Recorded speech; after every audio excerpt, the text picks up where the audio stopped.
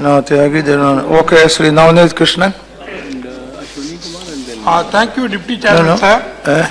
I thank the Honorable Amma for giving me this golden opportunity to speak on the motion, thanking the President for his address. The Honorable President has dealt with as many as possible subjects in his presidential address, but the importance has been given to the farmers. In paragraph 10 of his speech, I quote, "Kisan is the sentinel of our food security. Annadada Subhibhava has been one of our fundamental civilizational values. My government attaches enormous importance to the well-being of farmers." And goes on and detailing the funds provided to the various schemes.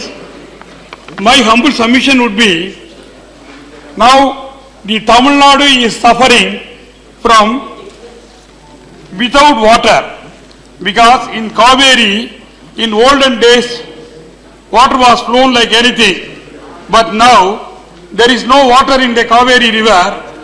Hence, the Honorable Amma is taking all steps to see that water is given to the farmers of Tamil Nadu, and I may be permitted to submit that on 4/6/1990, pursuant to the directions of the Honorable Supreme Court, the central government constituted the Kaveri Water Dispute Tribunal. On 5/2/2007, the tribunal rendered its final order under section 5(2) of the Interstate River Water Disputes Act 1956.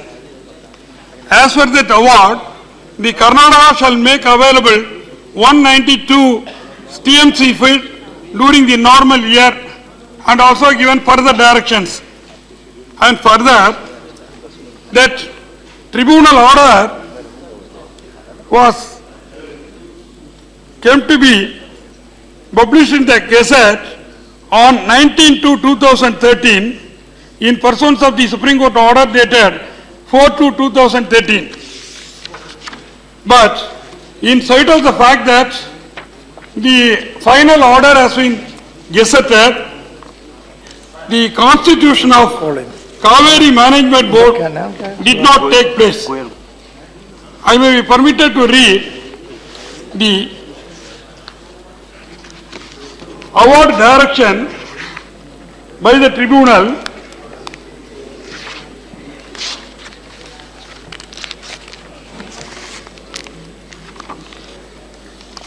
In chapter 8, paragraph 14, the tribunal has given the direction to the central government in the following terms.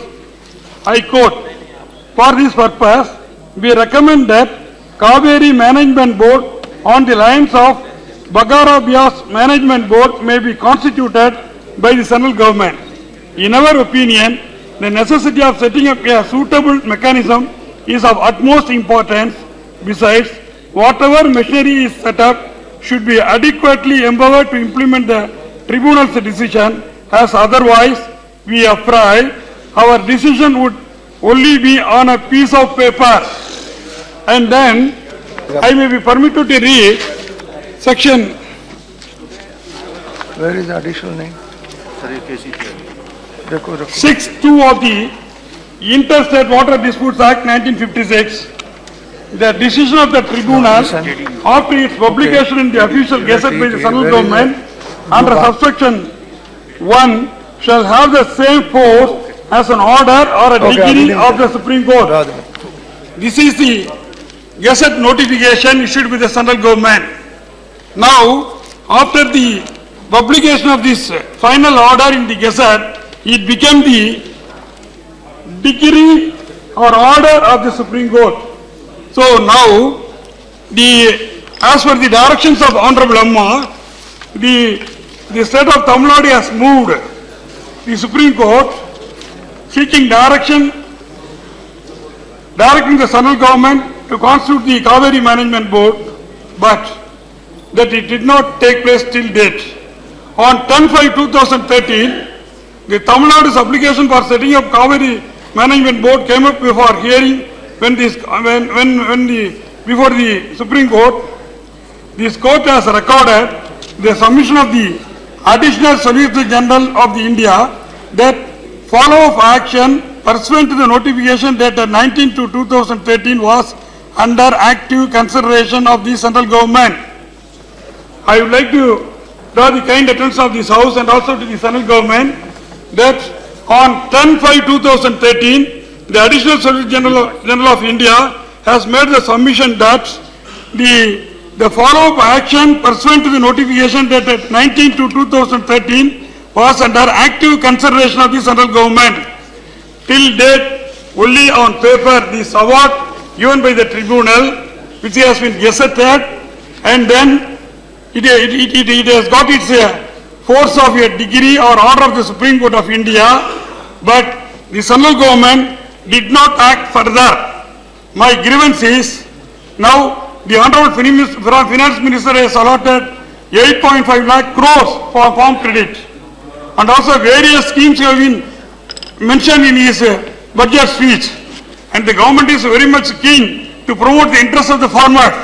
All right, money is available, land is available, but water is not available in Tamil Nadu.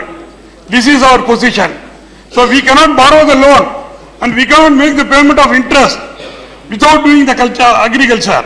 So now the more than 1 million acres of land requiring water, and it is not provided because the government, the central government did not constitute the Kaveri Management Board as contemplated under the law. The rule of law became an empty phrase in this matter. That's I honestly, very humbly request the central government that a degree, an order of the Supreme Court is not enforced by the central government. So at the risk of reputation, I repeat it because Honorable Amma is waging all-out war to see that the people of Tamil Nadu are getting the water, and also nearly more than 1 million acres of land is provided with water. So because of her efforts, she got the favorable order in the tribunal, she got the publication made in the Gazette, and also she moved the Supreme Court to seeking direction to the central government to constitute the Kaveri Management Board. That did not take place till date. It is a very serious matter because the central government is defying the degree possibly the Supreme Court of India. So my humble submission would be that the central government must take note of this fact, because more than 1 million acres of land going to be barren, and also several crores of farmers will be rendered, they will be rendered without their means of livelihood. Then again this is a violation of Article 21 of the Constitution. Means of livelihood of the farmers is doing the agriculture. You are providing fund, but the fund cannot be availed by these farmers in Tamil Nadu. Please do the needful, because in the presidential address you go mention that at the risk of reputation I read it, Kisan is the sentinel of our food security. Anadada Sugibava has been one of our fundamental civilizational values. My government attaches enormous importance to the well-being of farmers. So the presidential address, as quoted by the other senior colleague, it is a collective decision of the cabinet. So our Tamil Nadu people are suffering. Our Honorable Amma is waging all out war to see that what is provided to the farmers so as to do their agriculture. So I humbly request the central government that to please constitute the Kaveri Management Board as early as possible. And regarding this banking, I would like to draw the kind attention of this central government, subject to correction and approval, to this Basel III regulations which are governing the banking activities. It is an international regulation which requires that our state-run banks has to raise 2.4 lakh crore rupees to comply with these Basel III regulations. Otherwise, it is not possible to run the banking activity because the Basel III regulation has to be complied with in the year 2015-16. But I am given to understand that 2 private banks are having the sufficient funds to comply with these Basel III regulations. So, from the newspaper reports, it is very difficult to raise this fund. So, our Honorable Prime Minister has implemented an innovative scheme that each and every family must have an account with the bank. All right, we are having the account with the bank, but whether the bank is going to run or not, that is the question to be answered. So this is a very serious matter. So this must be taken out of the central government. And also with regard to this legal reforms also, the Honorable President has mentioned. My humble submission would be, Honorable Chairman, regarding this, the alarming rate of pendency of cases. The pendency of cases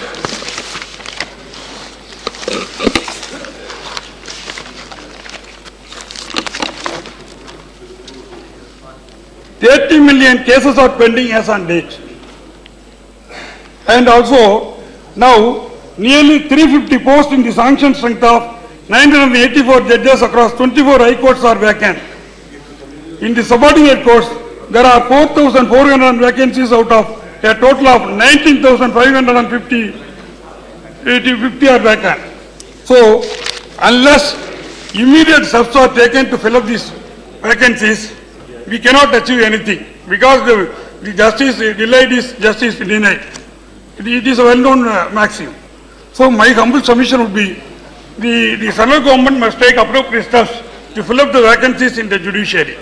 And then with regard to this Mudra Bank, our Honorable Prime Minister has announced a very good scheme for MSME sector. It is a good scheme. But with regard to the rate of interest, I would like to draw the kind attention of this august body. The concept of NPA, the non-performing asset, may not be applicable to this MSME sector and also the agricultural sector because the poor unemployed youth are availing the loan from the banks and once in 3 months they have to clear this interest component or the EMI component as agreed between the bank and the youth. So this kind of concept cannot be made applicable to this MSME and the agricultural sector because an unemployed graduate no other go. There is no employment in the government. So he is going for an venture. As an entrepreneur he is availing loan and that too 1 crore without any collateral security. It is a laudable thing. But after availing 1 crore, within 3 months he cannot fulfill this legal obligation of making this interest component as well as the EMI component. So it is very, very drastic. The public sector banks are earning more money from these unemployed youths unjustly. So in the Mudra Bank, the NPA concept may not be in place. This is my humble submission. And also, with regard to this food security, the Honorable President has also spoken to in his President's address. I will subject to correction and approval. The subsidy given to the agriculturist and the food security are having the nexus because without subsidy, the agriculturist cannot survive in our state. So, with regard to the subsidy, there is an objection in the WTO. Of course, our Honorable Minister, Madam Nirmala Sitharaman is explaining in unequivocal terms, even a layman can understand his words. I thank her. Because the international obligations must be made known. It must be made available in the public domain. Because WTO, World Trade Organization, is an important legal organization. Its decisions are binding the nations. The dispute settlement body, appellate dispute settlement body, are determining the rights of the nations, and it binds the nations. So we must evaluate a mechanism. What is happening in the WTO? So as to enlighten the common man as well as our MPs and other experts. So we must evaluate a mechanism so as to make it very public in a transparent manner that this is the dispute pending with regard to India before the WTO. So as to enable our citizens to know their position.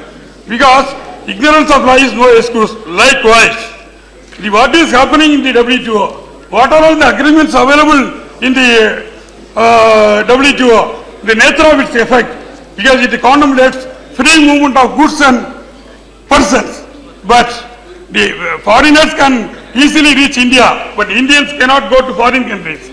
It is a ground reality, Honorable Chairman Sir. The Indian youth wanted to go to foreign countries to do work there and earn more there.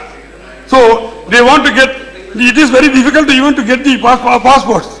So availing, how to avail the visa, what are all the employment opportunities available in India, and also there is a portal regarding the export of certain vegetables and all that. I have seen it, but it is not useful to everybody, because more number of unemployed youths are available in India. They must be provided opportunity to go to foreign countries, and the visa procedures and passport procedures must be made easy.